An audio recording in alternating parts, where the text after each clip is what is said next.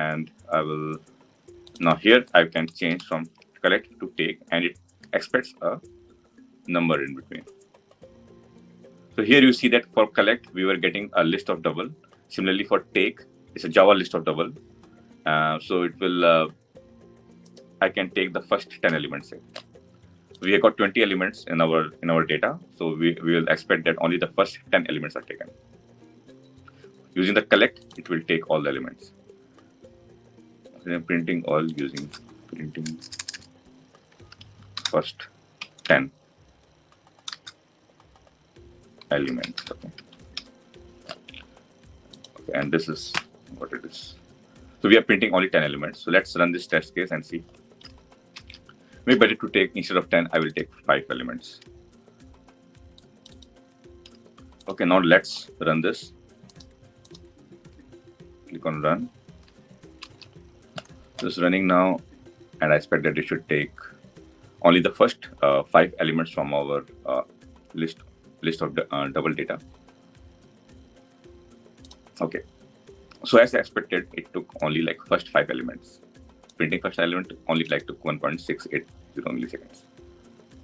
Okay, so this is, let's revise what we have done so far in the whole test case.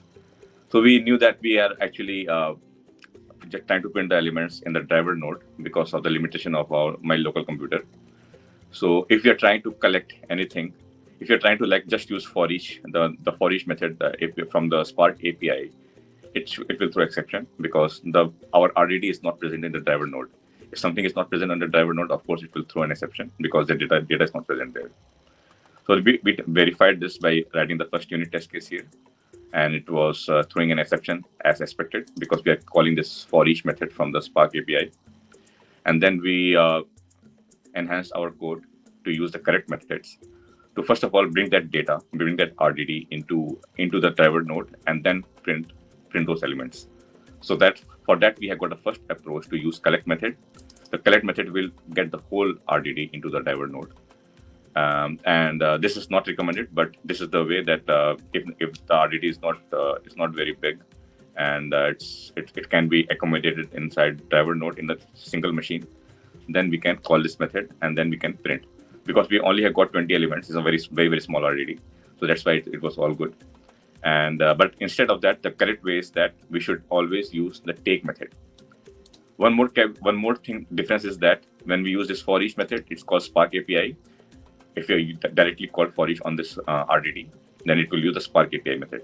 But if we call collect, it will return me a Java list of double, and then on that we are calling this for each. There's a caps of E here.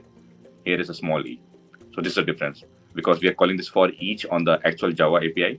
So that's why this is a difference that we get when we call collect or take method.